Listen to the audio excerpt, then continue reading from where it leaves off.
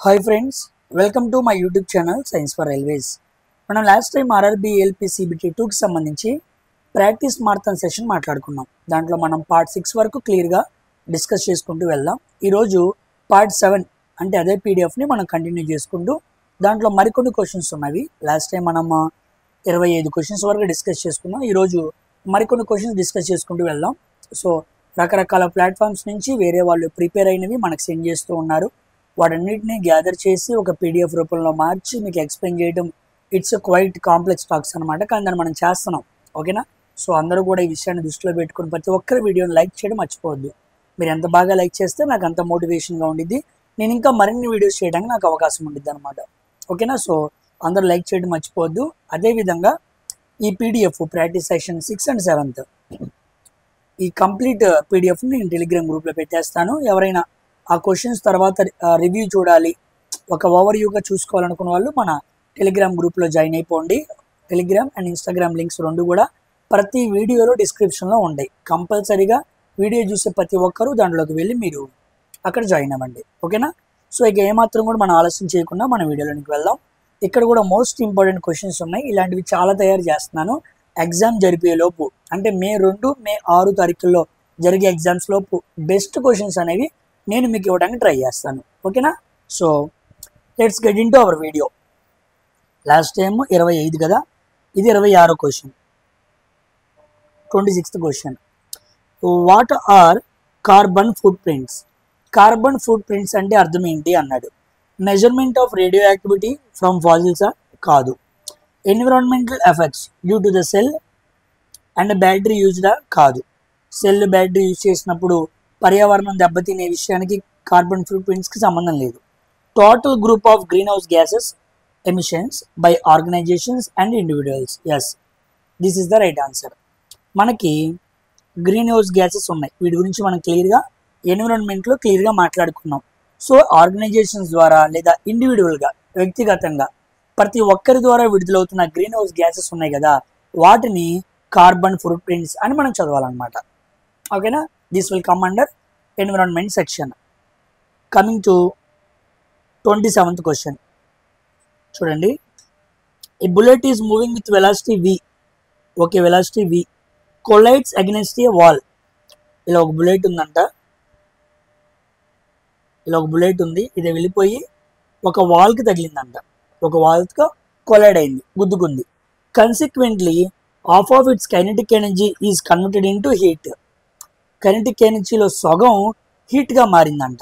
If the whole heat is acquired by the bullet the rising temperature will be అన్నాడు. ఎప్పుడైతే ఆ bullet వెళ్ళి గోడకు కానీ ఆ చెక్క ముక్కకు కానీ గుద్దుకుందో ఎనర్జీ అనేది కన్వర్ట్ అయింది, ఒక ఫామ్ నుంచి ఇంకో ఫామ్కి మారింది. అలా మారినప్పుడు టెంపరేచర్ వాల్యూ ఎంత అని అడిగాడు. మనకు తెలుసు heat equal to M into specific heat S అని చూపించవచ్చు, సి అని చూపించవచ్చు, ఇంటూ డెల్టీ. ఇది మనం హీట్ గురించి చదువుకున్న formula. Next kinetic energy equal to half m v square. ఈ రెండు ఫార్ములాస్ని ఇప్పుడు మనం ఉపయోగించాలి. ఇప్పుడు ఈ రెండు ఫార్ములాస్ని ఉపయోగించి మనం సాల్వ్ చేయాలి. చూడండి, ఆఫ్ కైనెటిక్ ఎనర్జీ అన్నాడు, ఆఫ్ ఎంవి స్క్వేర్, అంతే కదా. కైనెటిక్ ఎనర్జీలో సగం ఈజ్ ఈక్వల్ టు ఎలా మారిపోయింది, హీట్లా మారిపోయింది. సో క్యూ అనమాట. క్యూ అంటే ఏం రాసుకోవచ్చు, M into S into delta T అని రాసుకోవచ్చు. So MV square by 4 equal to M into S into delta T. ఈ ఎమ్ము క్యాన్సిల్ చేశాను. అప్పుడు మనల్ని ఏమడిగాడు, రైజింగ్ టెంపరేచరే కదా. So rising temperature delta T equal to V square by 4 into S అనమాట. ఈ ఎస్ ఇటు పక్కకు వచ్చింది. So V square by 4s. ఆప్షన్లు ఎక్కడుంది, ఇదిగోండి, first option V square by 4s. రెండు ఫార్ములాస్ని కలిపి ఒక క్వశ్చన్ లాగా ఫామ్ చేశాడు అనమాట, ఓకేనండి. నెక్స్ట్ క్వశ్చన్ 28వ క్వశ్చన్. If the kinetic energy of a particle is doubled, kinetic energy of the particle double అయిందంట, then its momentum will be, అప్పుడు మొమెంటం ఎలా ఉండిద్ది అని అడిగాడు. కైనెటిక్ ఎనర్జీ 1, కైనెటిక్ ఎనర్జీ 2 డబుల్గా ఉంది, ఒకటేమో 1 ఇంకోటేమో 2 అంటే డబుల్ అయిందనమాట. మనం మొమెంటం అనుగుణంగా కైనెటిక్ ఎనర్జీకి సంబంధించిన ఫార్ములా రాసుకోవాలి. అంటే P1 square by 2m by p2 square by 2m equal to 2/1. అంతే కదా, p స్క్వేర్ బై 2m అనే ఫార్ములా మనం చదువుకున్నాం కదా, ఇది క్యాన్సిల్ అయిపోయింది. అప్పుడు p1 square by p2 square equal to 2/1.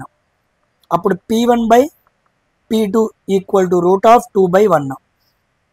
అప్పుడు p1 by p2 equal to root 2/1. ఓకేనా. So momentum equal to root 2 times of the p2. అంటే ఎప్పుడైతే మొమెంటం రూట్ 2 టైమ్స్ పెరిగిద్దో అప్పుడు కైనెటిక్ ఎనర్జీ డబుల్ అవుతుంది అనమాట. So fourth option increased root 2 times అనేది right answer అనమాట. So మొమెంటంని రూట్ 2 పెంచామనుకో ఆటోమేటిక్గా కైనెటిక్ ఎనర్జీ డబుల్ అయింది అనేది క్వశ్చన్. ఓకేనా అండి. ఫార్ములా తెలిస్తే చాలు, మనం చక్కగా సాల్వ్ చేయొచ్చు. Coming to 29th question. The gas which forms carboxyhaemoglobin in the blood which causes suffocation. ఏంటంట, బ్లడ్లో ఉన్న హిమోగ్లోబిన్తో ఏ గ్యాస్ కలిస్తే అది కార్బాక్సీ హిమోగ్లోబిన్గా మారిద్ది అని అడిగాడు. నైట్రోజనా కాదు, కార్బన్ డైఆక్సైడా కాదు, క్లోరోఫ్లోరో కార్బన్సా కాదు. ఆన్సర్ ఏంటి, కార్బన్ మోనాక్సైడ్. కార్బన్ మోనాక్సైడ్ ఎప్పుడైతే మనకి హిమోగ్లోబిన్తో కలిసిద్దో మన బాడీలో హిమోగ్లోబిన్ అనేది బ్లడ్లో ఆక్సిజన్ ట్రాన్స్ఫర్ కోసం ఉపయోగపడుతూ ఉండిద్ది. ఇప్పుడు ఆ హిమోగ్లోబిన్కి ఆక్సిజన్ అందాలి, కానీ CO అందింది, కార్బన్ మోనాక్సైడ్ అందింది. దానివల్ల సఫికేషన్, ఊపిరి పీల్చుకోవడం ఇబ్బంది అవుతూ ఉండిద్ది. శ్వాస సంబంధిత వ్యాధులు అనేవి వస్తూ ఉంటాయి. ఎక్కువగా ఈ కార్బన్ మోనాక్సైడ్ అనేది మనకి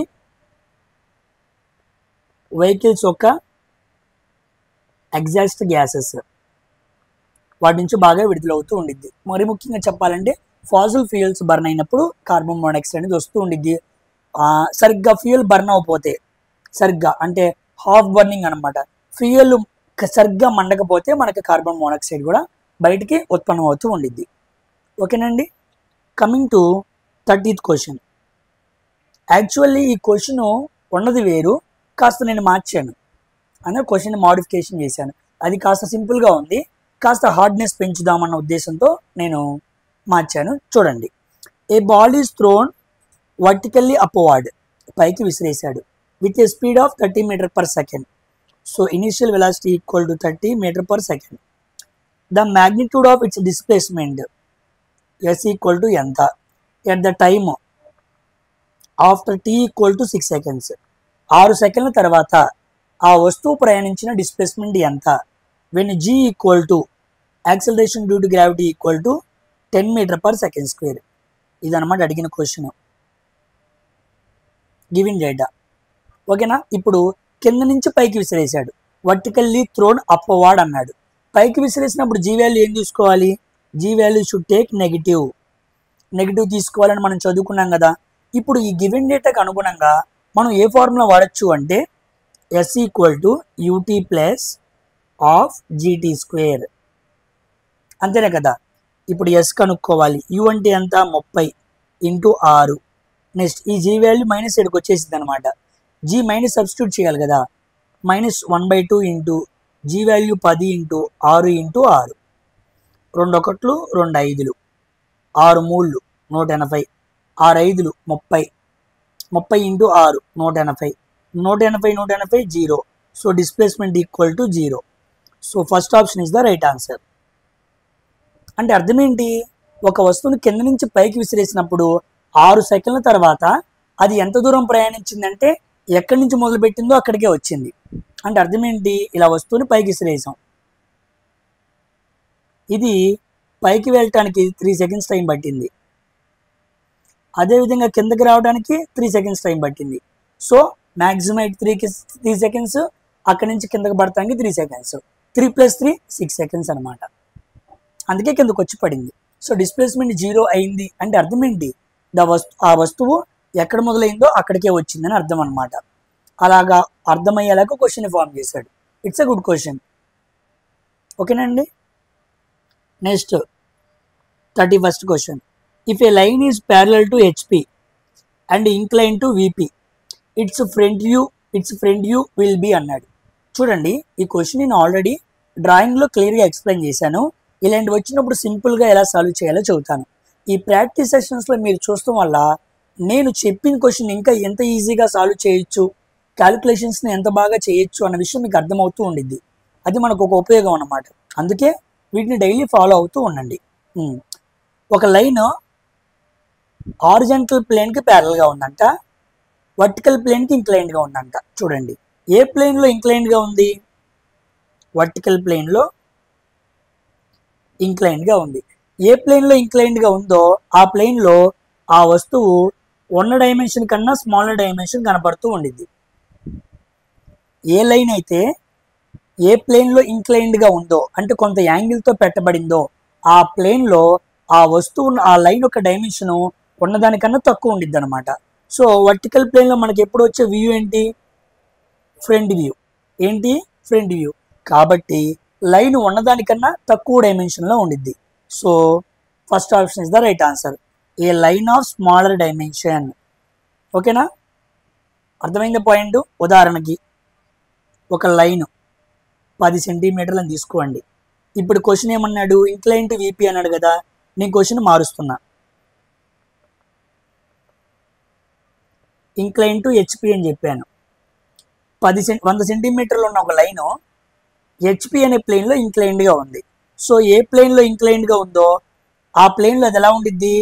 100 సెంటీమీటర్ల కన్నా తక్కువ సైజుతో కనపడుతూ ఉండిద్ది. అవును, హారిజాంటల్ ప్లేన్లో ఏర్పడే వ్యూ ఎప్పుడు ఎలా ఉండిద్ది? ఫ్రంట్ టాప్ వ్యూవే కదా. సో టాప్ వ్యూలో చూస్తే ఉన్న లైన్ 100 సెంటీమీటర్ల కన్నా ఇంకా తక్కువ, లెస్ దెన్ 100 సెంటీమీటర్స్ చూపించింది అనమాట. అంటే ఏ ప్లేన్లో అది ఇంక్లైన్డ్గా ఉందో ఆ ప్లేన్లో పడే వ్యూలో అది తక్కువ డైమెన్షన్ కలిగి ఉండిద్ది అన్నది చివరిగా మనం తెలుసుకోవాల్సిన విషయం అనమాట. ఓకేనా? ఎవరు పడితే వాళ్ళు పెట్టలేరండి. మంచి కాన్సెప్ట్ మీద గ్రిప్ ఉన్న వాళ్ళు మాత్రమే ఇలాంటి క్వశ్చన్స్ని సాల్వ్ చేయగలరు. మీకు అర్థమైంది అనుకుంటున్నాను. అర్థం కాకపోతే వెనక్కి వెళ్ళి చక్కగా స్లోలో పెట్టుకొని వినండి. నెక్స్ట్ ఈ క్వశ్చన్ కూడా కాస్త మాడిఫై చేస్తున్నాను. ఇక్కడ మనం వెలాసిటీ రేషియో అనకుండా కాస్త క్వశ్చన్ హార్డ్నెస్ పెంచడానికి ఎఫిషియన్సీ ఎంతో కనుక్కుందాం. Find efficiency. What is the efficiency of a simple machine of mass 120 kg is lifted to a height of 5 meter by a force of 60 kg moving 15 meter. ఇదన్నమాట question. Simple machines నుంచి జరిగిన question. ఎన్నోది? 32వ question. చాలామంది simple machines questions సింపుల్గానే ఉండిద్ది, కానీ ఎందుకు చేయలేకపోతున్నారంటే giving డేటాలో ఇచ్చిన పారామీటర్స్ని గుర్తుపట్టలేకపోతున్నారు, అందుకే ఫెయిల్ అవుతున్నారు. చూడండి, ఇక్కడ ఏ సింపుల్ మిషన్ మాస్ అన్నాడు. మాస్ అంటే అర్థం ఏంటి? వెయిటే కదా. వెయిట్ అంటే మన భాషలో ఏంటి? లోడే కదా. సో లోడ్ ఇచ్చాడు అనమాట 120 kgs. వాడు లోడ్ అండవు, ఇలా ఇండైరెక్ట్గా అడుగుతాడు. Is lifted to a height of 5 meters అంటే లోడ్ డిస్టెన్స్ 5 మీటర్లు. ఓకే, తర్వాత by a force of 60 kgs. ఇవ్వండి ఫోర్స్ అన్నాడు. ఫోర్స్ అంటే ఎఫర్ట్ అనమాట. ఎఫర్ట్ ఎంత? 60 kg. ఈజ్ మూవింగ్ 15 meters అంటే ఎఫర్ట్ డిస్టెన్స్ ఈక్వల్ టు 15 మీటర్లు. ఇది అనమాట ఇచ్చిన డేటా. మిమ్మల్ని ఏం కనుక్కోమన్నాడు? ఎఫిషియన్సీ కనుక్కోమన్నాడు. Efficiency equal to mechanical advantage by velocity ratio. ఓకేనా? ఇది మనకు తెలియాలి. ఫస్ట్ మెకానికల్ అడ్వాంటేజ్ కనుక్కుందాం. మెకానికల్ అడ్వాంటేజ్ అంటే లోడ్ బై ఎఫర్ట్. లోడ్ ఎంత? 120. ఎఫర్ట్ ఎంత? 60. 0 0 2 వచ్చింది. So mechanical advantage is 2. Okay, next velocity ratio. Velocity ratio equal to effort distance by load distance. Effort distance ఎంత? 15. లోడ్ డిస్టెన్స్ ఎంత? 5. 5 1 5 3. So 3 వచ్చింది. So నాకు mechanical advantage వచ్చింది, velocity ratio కూడా వచ్చింది. ఇప్పుడు efficiency equal to mechanical advantage 2 by velocity ratio 3 into 100. 2/3 అంటే 66.6%. ఇదన్నమాట ఆన్సర్. ఓకేనా? చూసారా? Simple question. కాన్సెప్ట్ అనమాట. కాన్సెప్ట్ తెలిసిన వాళ్ళు మాత్రమే పెట్టగలరు, లేకపోతే వాళ్ళ కాని పని. 33వ question. For what applications is the HTTP protocol is used?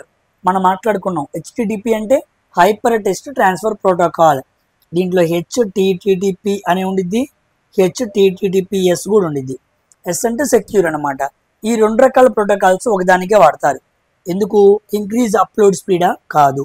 Develop a వెబ్సైటా? కాదు. Use to deliver data on the world wide web. Yes, world wide వెబ్లో డేటాని డెలివరీ చేయడానికి ఈ ప్రోటోకాల్ని వాడుతూ ఉంటారు. అందుకే మనం ఏ వెబ్సైట్ కొట్టినా సరే ఇదిగోండి ఈ ప్రోటోకాల్తోనే మనకు అది అపీర్ అవుతూ ఉండిద్ది. ఓకేనా? ఇది మనకి కంప్యూటర్ నుంచి అడిగిన క్వశ్చన్ అనమాట. Coming to 34th question. ఇదిగోండి ఈ క్వశ్చన్ కూడా చూడండి. సింపుల్ మిషన్స్ నుంచి అడిగిన క్వశ్చన్, కానీ చూస్తానికి చాలా పెద్దగా కనపడుతుంది. ఇలాంటి వాటిని ఎలా సాల్వ్ చేయాలి చూద్దాం. ఏ వీల్ అండ్ యాక్సిల్ గురించి మాట్లాడుతున్నాడు. Are use to raise weight of 240 kg. Weight అంటే అర్థం ఏంటి? లోడ్ అనమాట. Load equal to 240 kg. The radius of the wheel is 50 centimeters. Wheel రేడియస్ని క్యాపిటల్ అని తీసుకోవాలి, 50 సెంటీమీటర్లు. Okay. And axle radius small ఆర్ని 10 సెంటీమీటర్లుగా తీసుకోవాలి. When a force of 75 kg, force అన్నా ఎఫర్ట్ అన్నా ఒకటే అని మనం చదువుకున్నాం. 75 kg. Okay. Applied on the wheel, the weight is raised with uniform velocity. Find the mechanical advantage and velocity ratio. 2 అడిగాడు మనల్ని. ఫస్ట్ మెకానికల్ అడ్వాంటేజ్ కనుక్కుందాం. Load by effort. లోడ్ ఎంత? 240. ఎఫర్ట్ ఎంత? 75. 5 4 20, 5 8 40, 5 15, 3 5 15, 3 16, 16/5 అంటే 3.2. 5 3 15, 1 మిగిలింది 0 పెట్టుకుంటే 5 2 10. So 3.2. First option is the right answer. ఎందుకంటే మనకు అన్ని ఆప్షన్స్ వేరుగా ఉన్నాయిగా, సింపుల్గా చెప్పేయచ్చు. కాదు, వెలాసిటీ రేషియో కూడా కనుక్కుందాం.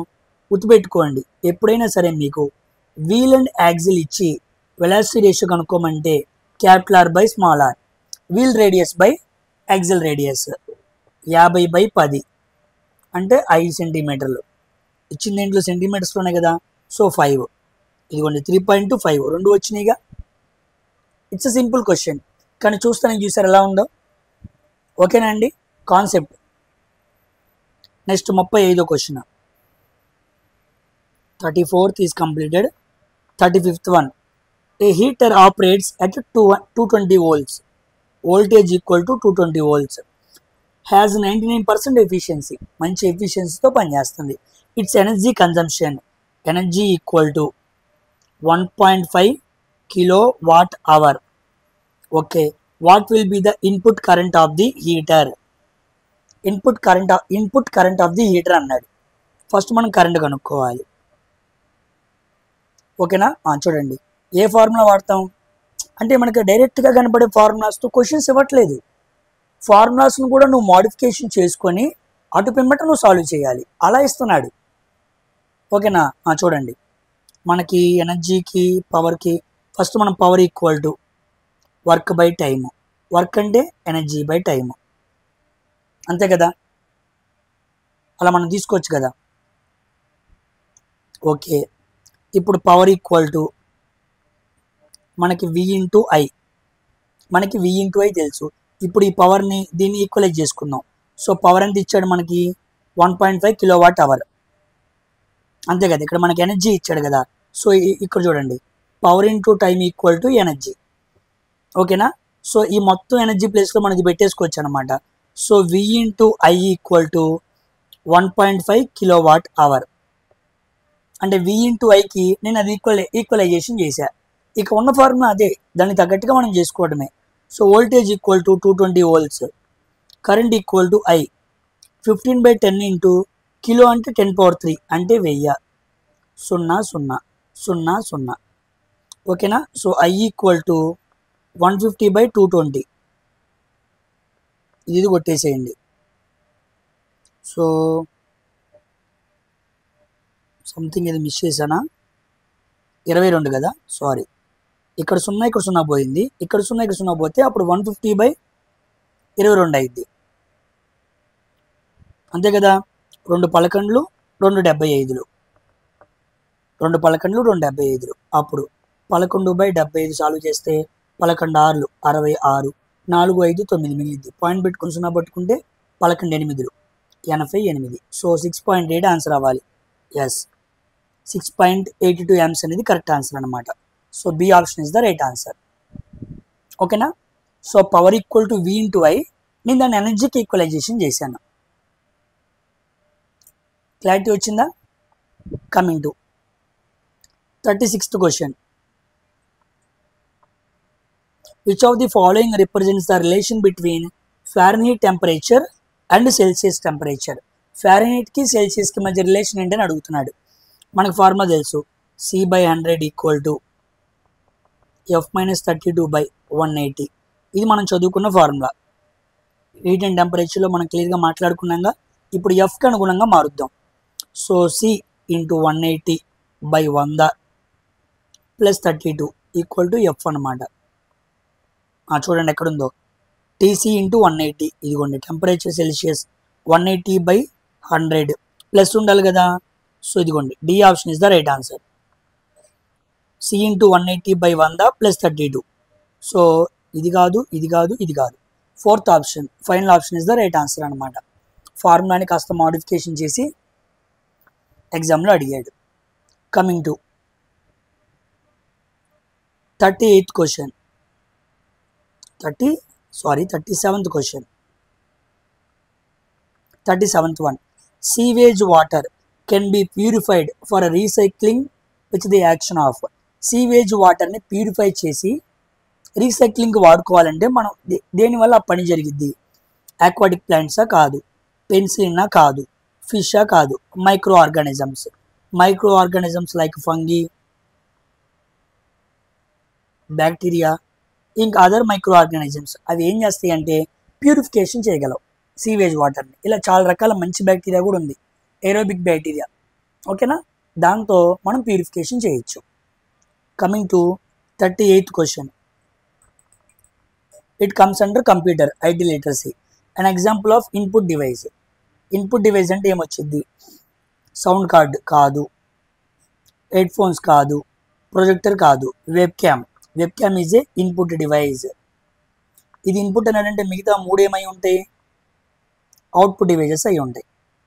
Head phones, headset, projector. Headset అనేది ఇన్పుట్ అవుట్పుట్ 2 వస్తుంది. సో మిగతావన్నీ కూడా అవుట్పుట్ డివైజెస్ అనమాట.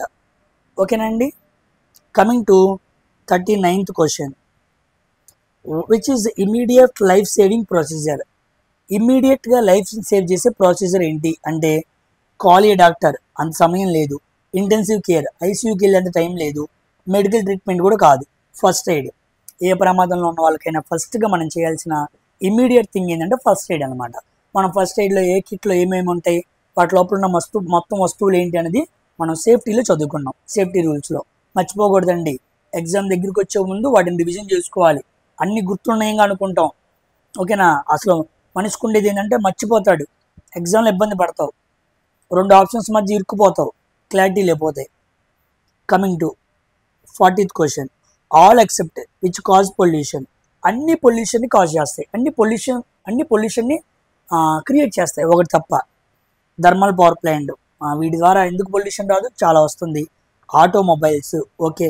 Nuclear power plants, hydro electric power plant. దీని నుంచి ఎందుకు వచ్చింది? దీని నుంచి ఏమీ రాదు కాబట్టి ఇదే మన ఆన్సర్ అనమాట. సో ఇవి 3 కూడా పొల్యూషన్ కారకాలు. ఓకేనా? హైడ్రో ఎలక్ట్రిక్ పవర్ ప్లాంట్ అనేది అంత రాదనమాట. కమింగ్ టు 41వ క్వశ్చన్.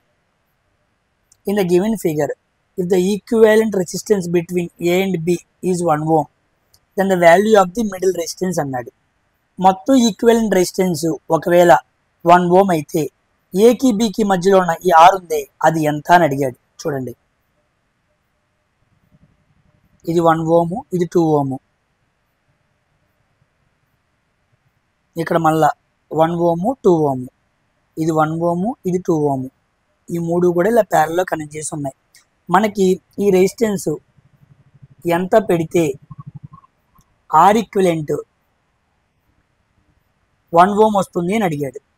ఇక్కడ ఉండే రెసిస్టెన్స్ R ఎంత వాల్యూ పెడితే పుట్ చేస్తే అప్పుడు మనకి ఓవరాల్గా వచ్చే R ఈక్వివలెంట్ అనేది 1 ohm వస్తుంది అని అడిగాడు అనమాట. చూద్దాం. ఫస్ట్ ఇవి రెండు ఎలా ఉన్నాయి, సిరీస్లో ఉన్నాయి. So 3 ohms. ఇవి రెండు ఎలా ఉన్నాయి, సిరీస్లో ఉన్నాయి కాబట్టి 3 ohms. ఇది 3 ohms. నెక్స్ట్ ఇక్కడ కూడా ఎంత పెట్టాలి, ఇక్కడ కూడా మనం 3 ohms పెట్టామనుకోండి, 1/3 ప్లస్ 1/3 ప్లస్ 1/3, అప్పుడు 3/3 ఏమైపోయింది, క్యాన్సిల్ అయిపోయింది. 1 ohm వచ్చింది. మనకు కావాల్సింది 1 ohmేగా. సో మనం ఇక్కడ ఎంత పెట్టాలి అంటే R = 3 ohms పెట్టాలి. ఈ మిడిల్లో మనం 3 ohms పెట్టుకుంటే కరెక్ట్గా R ఈక్వలెంట్ మనకు 1 ohm వస్తుంది అనమాట. ఇలాంటి క్వశ్చన్ త్రూ ఆప్షన్స్ ద్వారా వెళ్తే ఈజీగా ఉంటుంది. నేను ఆప్షన్స్ ఇవ్వలేదులే, మీకు ఇచ్చిన ఆప్షన్స్లో పెట్టుకోండి. ఇక్కడ 2 లేదా 4 అలా పెట్టుకుంటూ వెళ్తే మీకు క్లియర్గా అర్థమైపోయింది. 1 రావాలి కదా, అంటే 3 సమానంగా ఉండాలనే మినిమం కామన్ సెన్స్ ఉంటే యూ కెన్ ఈజీలీ ఆన్సర్ అనమాట. ఓకేనా, ఇది మనకి సబ్స్క్రైబర్స్లో ఒకరు సెండ్ చేశారు, దాంతో క్వశ్చన్ నేను ఫామ్ చేసి మీకు పెట్టాను అనమాట. ఓకేనా, నెక్స్ట్ 42వ question. A car is moving with velocity 50 km/h can be stopped by a brakes after at least 6 meters. 50 km/h స్పీడ్తో వెళ్తున్న కారు బ్రేక్స్ వేయంగానే, నేను ఆల్రెడీ క్వశ్చన్ నేను వైసిటీ బుక్లో స్పీడ్ అండ్ వెలాసిటీ ఎక్స్ప్లెయిన్ చేస్తున్నప్పుడు చెప్పాను. సేమ్ అదే క్వశ్చన్ మాక్ టెస్ట్లో వచ్చింది. 6 మీటర్లు పడిద్దంట, అంటే 50 km స్పీడ్తో వెళ్తే బ్రేక్ తొక్కావు, 6 మీటర్లు ముందుకెళ్ళింది. If the same car is moving 100 kmph, ఇప్పుడు డబుల్ స్పీడ్తో వెళ్తుంది, ఎమ్మటిని ఇది అడ్డొచ్చింది, బ్రేక్స్ తొక్కాడు, ఇప్పుడు ఎన్ని మీటర్లు వెళ్ళి ఆగిద్ది అని అడిగాడు. మనం మాట్లాడుకున్నాం, ఇక్కడ 2 రెట్లు అయింది స్పీడు, 2 రెట్లు అయింది. స్పీడ్ ఎప్పుడైతే 2 రెట్లు అయిద్దో ఇక్కడ డిస్టెన్స్ దానికి స్క్వేర్ అని మాట్లాడుకున్నాం. ఒకవేళ ఇది ఎక్స్ అనుకోండి, ఇది x² అయింది. ఇది ఇక్కడ ఏమైంది 2, 50 2 100 కదా, సో 2 అయింది కాబట్టి ఇది ఏమైంది 2² అయింది. సో అంటే ఆన్సర్ ఎంత, 4 రెట్లు పెరిగిద్ది అనమాట. సో 6 × 4 అంటే ఎంత, 24 meters. So 4th option is the right answer. లెక్క ప్రకారంగా అయితే తను చాలా ఫార్ములా చేసుకుని మనం చేయాలి. నేను సింపుల్గా ఈజీగా అర్థమయ్యేలా చదువుతున్నాను. ఓకేనా, సో ఇలా బ్రేక్స్ అప్లై చేసినప్పుడు ఆ రేషియో స్క్వేర్కి ఈక్వల్ అయింది అనమాట. ఓకేనా అండి. నెక్స్ట్ క్వశ్చన్ 43వ question. A simple machine will be self locking. Self locking అనే పదం ఎప్పుడైనా వస్తే గుర్తుపెట్టుకోండి, ఎఫిషియన్సీ <50% ఉండిద్ది అనమాట. దానికి ఎప్పుడైతే ఎఫిషియన్సీ <50% ఉండిద్దో B option is the right answer. ఆ మిషన్స్ని సెల్ఫ్ లాకింగ్ మిషన్స్ అంటారు. ఓకేనా, coming to 44th question. Which among the following are called scavengers of the ecosystem. Scavengers అంటే అర్థమైంది అనుకున్నారు, మున్సిపల్ కార్మికులు ఉంటారు కదా, వాటిని స్కావెంజర్స్ అంటారు, పారిశుద్ధ కార్మికులు అని. ఎకోసిస్టంలో స్కావెంజర్స్ అని మనం వేటిని పిలవాలి, బ్యాక్టీరియానా కాదు, ఆల్గే ఫంగీ బ్యాక్టీరియానా కాదు, ఇది కాదు, ఫంగీ బ్యాక్టీరియాని మాత్రమే పిలవాలి. ఎందుకంటే ఇవి రెండు కూడా డీకంపోజర్స్గా పిలువబడుతూ ఉంటాయి. భూమి మీద ఏ వస్తువు చచ్చిపోయినా, ఏ ప్లాంట్ చచ్చిపోయినా, ఏ మనిషి చచ్చిపోయినా వాటిని మన్నైనది మళ్ళీ మన్నుకి వెళ్ళిపోవాలి కదా, మట్టికి వెళ్ళిపోవాలి. సో అలా డీకంపోజ్ అవ్వాలంటే ఎన్నో రకాల పురుగులు అనేవి కావాలి. ఫంగీ బ్యాక్టీరియా రకానికి చెందిన పురుగులు ప్రతి విషయాన్ని, చచ్చిపోయిన ప్రతి మ్యాటర్ డీకంపోజ్ అవడానికి సహాయపడుతూ ఉండిద్ది. అందుకే వాటిని పారిశుద్ధ కార్మికులు అంటారు. అవే కానీ పారిశుద్ధంగా చేయలేదు అనుకో, చనిపోయిన బాడీస్ అన్ని భూమి మీద అలాగే ఉంటాయి. చూసారా ఎంత గబ్బు ఉండిద్ది, ఎంత ఇబ్బందిగా ఉండిద్ది. మనం చూడగలమా, అసలు ఉండగలమా, ఉండలేవు. అంటే అవి లేకపోతే అంత ప్రమాదం అనమాట. కాబట్టి లోకల్లో మున్సిపల్ కార్మికులు ఎలా పనిచేస్తున్నారో ఎకోసిస్టంలో ఇవి అలా పనిచేస్తున్నాయి అనమాట. ఓకేనండి. Next 45th question.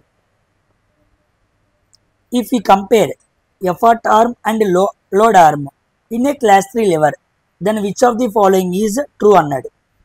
Effort arm, load arm ఈ రెండింటిని కంపారిజన్ చేసాం. ఓకే, క్లాస్ 3 లెవర్లో అప్పుడు ఏ కండిషన్ రైట్ అని అడిగాడు. క్లాస్ 3 లెవర్, క్లాస్ 3 లెవర్ అంటే మనకి మధ్యలో ఏముండిద్ది, ఎఫర్ట్ ఉండిద్ది, ఒక పక్కన లోడ్ ఉండిద్ది, ఇంకో పక్కన ఫల్క్రమ్ ఉండిద్ది. ఫల్క్రమ్ నుంచి ఎఫర్ట్కి మధ్య ఉన్న డిస్టెన్స్ ఏమనాలి, ఎఫర్ట్ డిస్టెన్స్ అనాలి. ఫల్క్రమ్కి లోడ్కి మధ్యన డిస్టెన్స్ ఏమనాలి, లోడ్ డిస్టెన్స్ అనాలి. ఏది ఎక్కువ ఉంది, ఎఫర్ట్ ఆర్మ్ లేదా ఎఫర్ట్ డిస్టెన్స్. ఎఫర్ట్ డిస్టెన్స్ తక్కువ ఉంది దేనికన్నా, లోడ్ డిస్టెన్స్ కన్నా. అవునా కాదా, ఇదిగోండి ఈ డిస్టెన్స్ తక్కువ వీని కంపేర్ టు దీంతో పోల్చుకుంటే. So effort arm is less than load arm. ఇదిగోండి third option is the right answer. అంటే క్లాస్ 3 లెవెల్లో ఎఫర్ట్ ఆర్మ్ చాలా తక్కువ ఉండిద్ది when compare to load arm. ఓకేనా, ఎఫర్ట్ మధ్యలో ఉండిద్ది అన్న ఒక పాయింట్తో ఈ మొత్తాన్ని మనం సాల్వ్ చేసుకోవచ్చు. బట్టి పట్టాల్సిన పని ఏమీ లేదు. ఓకేనా అండి, క్లారిటీ వచ్చిందిగా. Next 46th question. మంచి క్వశ్చన్ ఇది కూడా. ఓకేనా, మంచి క్వశ్చన్. ఎంతమంది సాల్వ్ చేయగలరో పాస్ చేసుకుని సాల్వ్ చేయండి. వీటిని మనం ఆల్రెడీ మాట్లాడుకున్న క్వశ్చన్ మాత్రం తప్పు చేసావు అంటే నువ్వు చాలా ఇబ్బందుల్లో ఉన్నట్టు, నువ్వు చాలా ప్రిపరేషన్ రాంగ్లో ఉన్నట్టు, ఏదో తప్పు చేస్తున్నావు అని అర్థం అన్నమాట. తప్పు అనేది పోకూడదు. ఒకసారి తప్పు అయినా రెండోసారి ఎత్తుకొని నువ్వు చేయగలగాలి, అది గుర్తుపెట్టుకో. in the following figure, the 3 ohms resistance from 0.28 amps, if the current flows, the potential difference between at the end of the 4 ohms resistance will be అన్నాడు.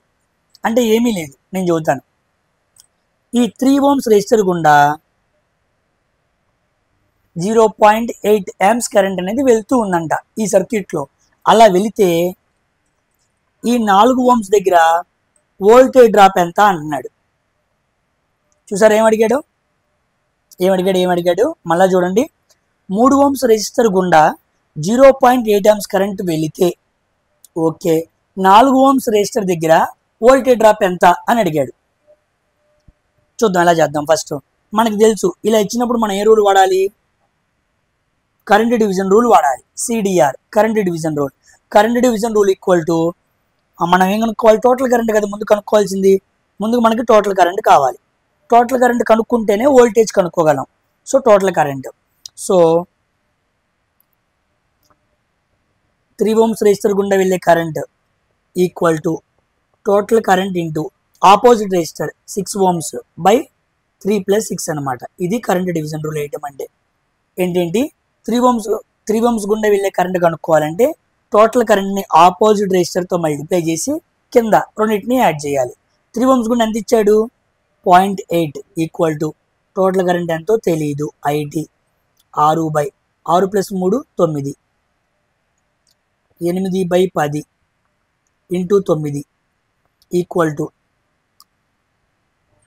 By 6 equal to total current అనమాట. అంతే కదా. 6/9 వెళ్తే 9/6 అయింది. 3 × 6, 3 × 9, 2 1, 2 4, 4 × 12. So I total equal to 1.2 amps total current కనుక్కున్నాను. ఓకేనా, నాకు total current అనేది వచ్చేసింది. ఇప్పుడు కనుక్కోవాల్సింది ఏంటి, వోల్టేజ్. జాగ్రత్తగా చూడండి. ఇది కరెంట్ 1.2 amps, ఇక్కడికి వచ్చింది 0.8 amps దీంట్లోకి వెళ్ళింది. అప్పుడు దీంట్లోకి ఎంత వెళ్ళిద్ది, 0.44 amps వెళ్ళిద్ది. అంతే కదా.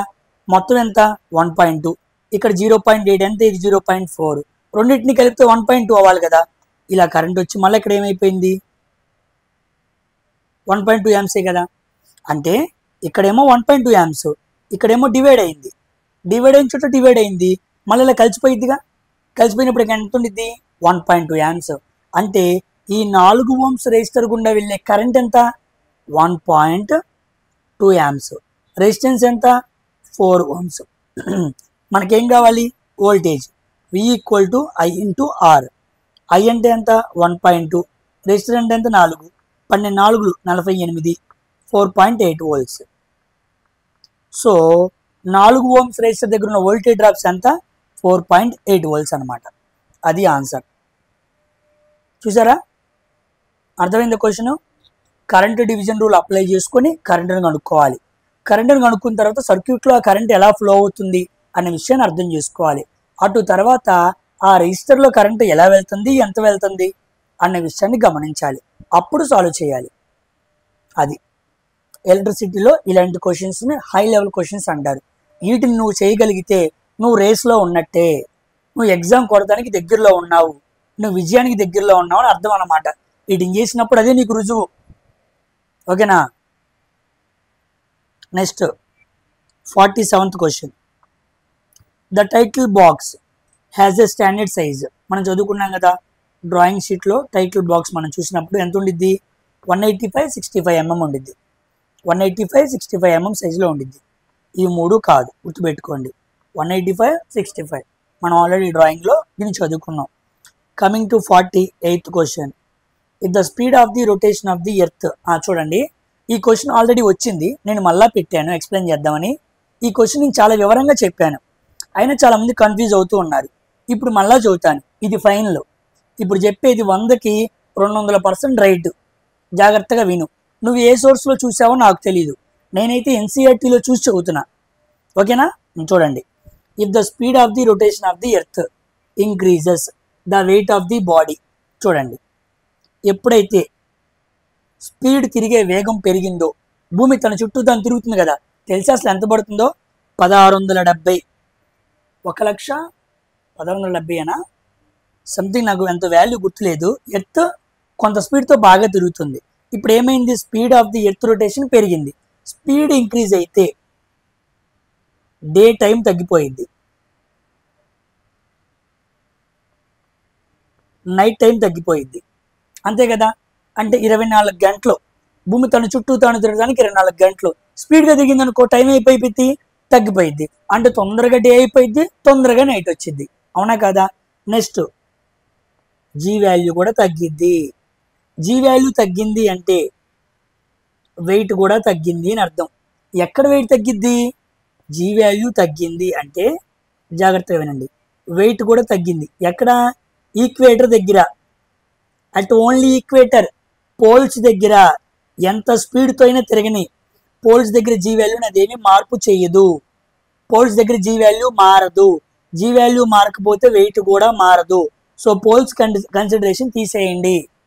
అక్కడ ఏమన్నాడు? Speed of the rotation earth increases అన్నాడు. వెయిట్ ఆఫ్ ది బాడీ ఎక్కడో చెప్పలా, ఈక్వేటరా పోల్సా? రెండు కండిషన్లు ఉన్నాయి కదా. పోల్స్ దగ్గర అయితే మారదు, ఈక్వేటర్ దగ్గర అయితే తగ్గిద్ది. కానీ క్వశ్చన్ ఏంటో చెప్పలా. ఒకవేళ వాడు పోల్స్ అన్నాడు అనుకోండి, అప్పుడు నో చేంజ్ ఆన్సర్ అయ్యిద్ది. కాదు, ఒకవేళ వాడు ఈక్వేటర్ అన్నాడు అనుకోండి, జీ వాల్యూ డిక్రీజ్ అయింది కాబట్టి వెయిట్ కూడా డిక్రీజ్ అయ్యిద్ది. సో రెండు ఆన్సర్స్ ఉన్నాయి దీనికి. ఓకేనా? క్వశ్చన్లో క్లారిటీ లేదు, అందుకే ఆన్సర్లో షూరిటీ లేదు. అర్థమైంది పాయింట్? అది మీరు గమనించాలి. ఎక్కడో చదివింది ఒక దాన్ని ఫిక్స్ అయిపోవద్దు, డిఫాల్ట్గా ఆన్సర్ చెబుదాం అని ఫిక్స్ అవ్వద్దు. ఓకేనా? మిస్ అవుతారు. జీ వాల్యూ తగ్గితే ఈక్వేటర్ దగ్గర వెయిట్ తగ్గిద్ది. ఎందుకంటే ఈక్వేటర్ దగ్గర ఉండే జీ వాల్యూ వేరు, at the same time poles దగ్గర ఉండే జీ వాల్యూ వేరు. G value will changes according to the place. మనం మాట్లాడుకున్నాం. ఓకేనా? సో నేను రెండు చెప్పాను, అర్థమైందా? మీ రెండు ఇవ్వడు. ఈ క్వశ్చన్ రాంగ్ కన్సిడరేషన్ చేసుకోవచ్చు. అది నేను రెండు కండిషన్స్ చదువుతున్నా. వెయిట్ ఆఫ్ ది బాడీ ఎక్కడో కరెక్ట్గా చెప్పాలా, అందుకే నేను చేయలేకపోయాను. కానీ ఒకవేళ చేయగలిసి వస్తే ఎలా చేయాలో మీకు క్లియర్గా ఎక్స్ప్లెయిన్ చేశాను. ఓకేనా? అది ఫాలో అవ్వండి. Next 49th question. What is the ratio of the length to the height of the closed field arrow head? ఇలా క్లోజ్ చేసిన మనకి యారో హెడ్ తెలుసు కదా, ఈ యారో హెడ్ యొక్క లెంత్ హైట్ రేషియో ఎంత అన్నాడు. ఇప్పుడు ఎంత ఉండిద్ది? 3:1 ఉండిద్ది. లెంత్ ఈస్ టు హైట్ గుర్తుపెట్టుకోండి.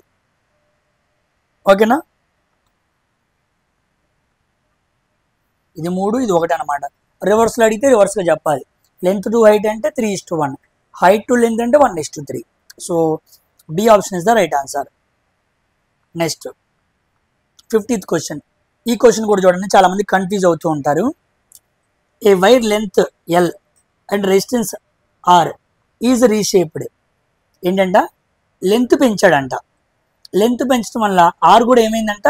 పెరిగిందంట, రీషేప్ అయిందంట. In such a way length is increased by 50%. చూడండి, ఈ క్వశ్చన్ మీరు రకరకాలుగా సాల్వ్ చేసుకోవచ్చు, కానీ మీ ఆన్సర్ తప్పు వచ్చింది. నేను చెప్పినట్టుగా చేస్తేనే రైట్ ఆన్సర్ వచ్చింది. ఎందుకో చెబుతాను. యాక్చువల్గా లెంత్ 50% పెరిగింది, అంటే 150/100 కదా, 3/2. ఈ 3/2 తీసుకొని మనం ఫార్ములా పెట్టి సాల్వ్ చేస్తూ ఉంటాం. కానీ అక్కడ ఏమన్నాడు? A wire of length L and resistance R reshape అయింది. నువ్వు ఎప్పుడైతే లెంత్ను మార్చావో రెసిస్టెన్స్ కూడా ఏమైందంట? మారిందంట. ఇప్పుడు లెంత్ 3/2 టైమ్స్ పెరిగిందంటే ఆర్ కూడా ఎంత పెరిగింది? 3/2 టైమ్స్ పెరిగింది. ఓకేనా? అప్పుడు వాల్యూమ్లో ఏ చేంజ్ లేదు అని క్వశ్చన్ చెప్పినప్పుడు న్యూ రెసిస్టెన్స్ ఎంత అని కనుక్కోవాల్సినప్పుడు మనం చెప్పాం, R new equal to n² into R initial. ఈ ఫార్ములా గుర్తుందా? R new equal to N square into R initial. ఇప్పుడు ఆర్ న్యూ కావాలి మనకి. ఎన్ అంటే ఎంత? 3/2 రెట్లు. So 3/2 whole square. R initial. అప్పుడు R new equal to 9/4 R initial. అంటే ఎంత? 9/4 ఆఫ్ ఆర్ అనమాట. వాల్యూమ్ రిమైన్స్ అన్చేంజ్డ్ అన్నప్పుడు నువ్వు ఈ ఫార్ములాని తీసుకొని చెయ్యాలి. ఏ ఫార్ములా పెడితే ఆ ఫార్ములాలో చేయకూడదు. చేసి అలా కూడా చేయొచ్చుగా అనకూడదు. అర్థమైందా? అందుకే ఈ పాయింట్ చెప్పాడు. ఈ మొదట్లో ఉన్న ఈ పాయింట్ చెప్పడం వెనకాల వాడి ఉద్దేశం ఏంటి అంటే, మీరు ఆర్ మీద మనసు పెట్టండి. లెంత్ మార్చితే ఆర్ పెరిగిద్ది. ఆర్ ఇన్ని రెట్లు పెరిగింది, ఎన్ ఇన్ని రెట్లు పెరిగింది అని ఎన్ గురించి చదువుతున్నాడు అనమాట. అందుకే మనం ఈ ఫార్ములాని వాడాలి. ఓకేనండి? ఈ ఫార్ములాని వాడాలి, గుర్తుపెట్టుకోండి. చాలా చాలా ఇంపార్టెంట్. ఓకేనా? క్లారిటీ వచ్చింది కదా?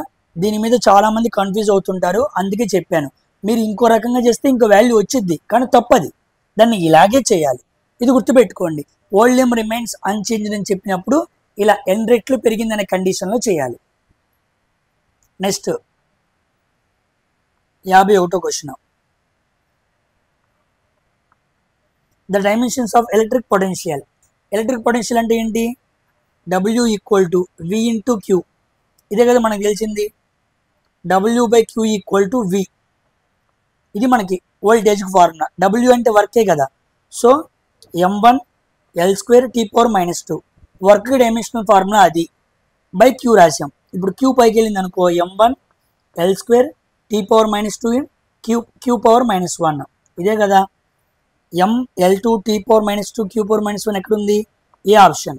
ఇది కాదు, ఇది కాదు, ఇది కాదు. ఓకేనా? నీకు వర్క్ ఫార్ములా తెలియాలి. క్యూ రాసుకుంటే Q⁻- వెళ్ళిపోయింది అనమాట. డైమెన్షనల్ ఫార్ములాలో క్యూని క్యూగానే రిప్రజెంట్ చేయాలి. ఓకేనా అండి? అర్థమైందా?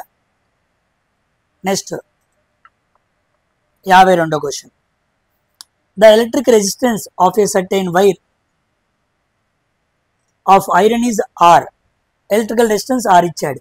If its length and radius are both are doubled. Its length and radius రెండింటిని ఏం చేశాడంట?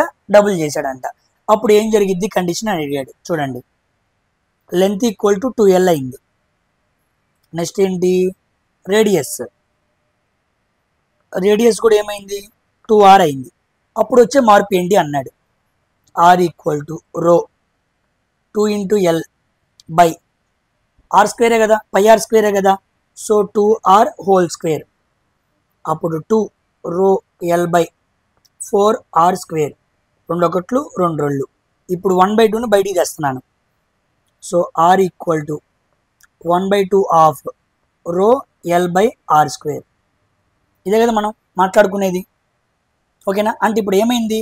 ఇది ఏమో R2. ఈ ఫస్ట్ ఏమో అవ్వాలి? R అవ్వాలి. R2 equal to 1/2 of R1. అంటే ఇప్పుడు వచ్చిన రెసిస్టెన్స్ అంతకుముందు రెసిస్టెన్స్కి ఏమైంది? ఆఫ్ అయింది. సో